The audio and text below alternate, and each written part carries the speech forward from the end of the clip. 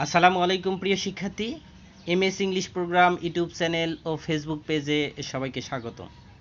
সুপ্রিয় শিক্ষার্থী, আজকের এই ক্লাসে তোমরা শিখতে পারবা কিভাবে ইউজ টুকে ব্যবহার করে তোমরা অসংখ্য বাংলা বাক্যগুলোকে ইংলিশে ট্রান্সফার করবা, কিংবা ইংলিশের অসংখ্য সেন্টেন্সকে কিভাবে তোমরা বাংলায় ট্রান্সফার করার সিস্টেমগুলো শিখতে যাচ্ছ। প্রিয় শিক্ষার্থী, তোমরা যদি এই ক্লাসে শেষ পর্যন্ত থাকো তাহলে অবশ্যই তোমরা ইউজ টু দিয়ে অনার্গল ইংলিশে কথা বলতে পারবা।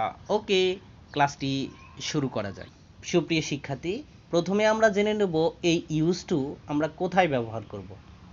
চলো আমরা এই ইউজ টুর ব্যবহারটি শিখে নিই। অতীতকালে কোনো নিয়মিত অভ্যাস বোঝালে আমরা ইউজ টু দিয়ে সেন্টেন্স তৈরি করব। চলো আমরা ইউজ টুর গঠনটি একটু দেখে নিই। Subject plus use to plus verb plus others. চলো আমরা ইউজ টু দিয়ে কিছু বাক্য গঠন করে আরও বিষয়টি ক্লিয়ার হওয়ার চেষ্টা করি। আমি সকাল সকাল ঘুম থেকে উঠতাম। I use to get up early in the morning. I use to get up early in the morning. আমরা নদীতে সাঁতার কাটতাম। We use to swim in the river. We use to swim in the river. তারা football খেলতো।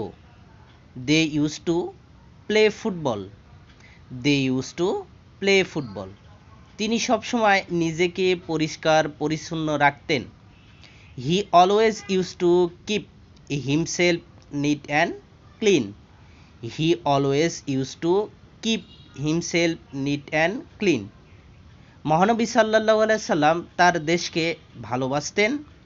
The great poet সাল্লাল্লাহু আলাইহি সাল্লাম use to love his country. The great poet সাল্লাল্লাহু আলাইহি সাল্লাম use to love his country. সুপ্রিয় শিক্ষার্থী, এখন আমি কিছু ভার্ব দিচ্ছি।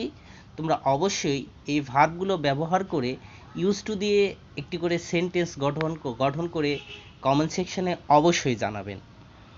Read, right, cook, teach, dance, এই যে ভার্বগুলো বললাম, এই ভার্বগুলো দিয়ে তোমরা ইউজ টু দিয়ে বাক্য গঠন করার চেষ্টা করবা।